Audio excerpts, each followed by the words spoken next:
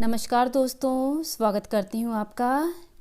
एक बंजारा था, वह बैलों पर मेट लाद कर दिल्ली की तरफ आ रहा था। रास्ते में कई गांवों से गुजरते समय उसकी बहुत सी मेट बिक गई। बैलों की पीठ पर लदे बोरे आधे तो खाली हो गए और आधे भरे रह गए। अब वे बैलों की पीठ पर टिके कैसे, क्योंकि भार एक तरफ हो गया। नौकरों ने पूछा कि क्या करें। बंजारा बोला, अरे सोचते क्या हो, बोरों के एक तरफ रेत भर लो। यह राजस्थान की ज़मीन है, यहाँ रेत बहुत है। नौकरों ने वैसा ही किया। बैलों की पीठ पर एक तरफ आधे बोरों में मेट हो गई और दूसरी तरफ आधे बोरों में रेत हो गई।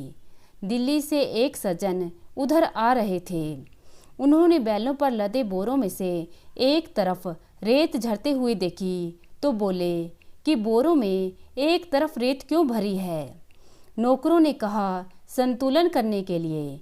वे सज्जन बोले, अरे यह क्या मूर्खता करते हो, तुम्हारा मालिक और तुम एक से ही हो। बैलों पर मुफ्त में ही भार ढोकर उनको मार रहे हो। मेट के आधे आधे दो बोरों को एक ही जगह बांध दो तो कम से कम आधे बैल तो बिना भार के खुले चलेंगे। नौकरों ने कहा, आपकी बात तो ठीक जचती है, पर हम वही करेंगे जो हमारा मालिक कहेगा। आप जाकर हमारे मालिक से यह बात कहो और उनसे हमें हुक्म दिलवाओ। वह व्यक्ति बंजारे से मिला और उससे बात कही। बंजारे ने पूछा कि आप कहाँ के हैं, कहाँ जा रहे हैं। उसने कहा, मैं भिवानी का रहने वाला हूँ, रुपए कमाने के लिए दिल्ली गया था। कुछ दिन वहाँ रहा, फिर बीमार हो गया। जो थोड़े रुपए कमाए थे वे भी खर्च हो गए। व्यापार में घाटा लग गया। पास में कुछ रहा नहीं तो विचार किया कि घर चलना चाहिए। उसकी बात सुनकर बंजारा नौकरों से बोला, इसकी सलाह मत लो, अपने जैसे चलते हैं वैसे ही चलो। इनकी बुद्धि तो अच्छी दिखती है, पर उसका नतीजा ठीक नहीं निकलता।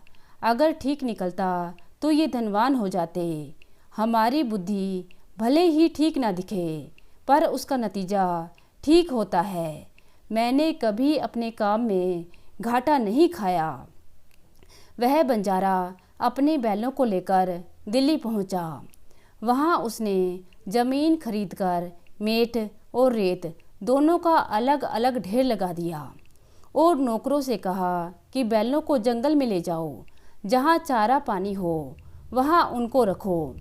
यहाँ इनको चारा पानी खिलाएंगे तो नफ़ा कैसे कमाएंगे। मेट बिकनी शुरू हो गई। उधर दिल्ली का बादशाह बीमार हो गया। वैद्य ने सलाह दी कि अगर बादशाह राजस्थान के रेत के टीले पर रहें तो उनका शरीर ठीक हो सकता है। रेत में शरीर को निरोग करने की शक्ति होती है। अतः बादशाह को राजस्थान भेजो। राजस्थान क्यों भेजें, वहाँ की रेत यहीं मंगा लो। ठीक बात है, रेत लाने के लिए ऊँट को भेजो। ऊँट क्यों भेजें, यहीं बाजार में रेत मिल जाएगी। बाजार में कैसे मिल जाएगी, अरे दिल्ली का बाजार है, यहाँ सब कुछ मिलता है। मैंने एक जगह रेत का ढेर लगा हुआ देखा है। अच्छा, तो फिर जल्दी रेत मंगवा लो। बादशाह के आदमी बंजारे के पास गए और उससे पूछा कि रेत क्या भाव है। बंजारा बोला, चाहे मेट खरीदो चाहे रेत खरीदो, एक ही भाव है। दोनों बैलों पर बराबर तुलकर आए हैं। बादशाह के आदमियों ने वह सारी रेत खरीद ली। अगर बंजारा दिल्ली से आए हुए उस सज्जन की बात को मानता तो ये मुफ्त के रुपए कैसे मिलते। इससे सिद्ध होता है कि बंजारा बहुत बुद्धिमान था। तो दोस्तों, कैसी लगी आज की कहानी? उम्मीद करती हूँ कि कहानी को पसंद करेंगे। धन्यवाद।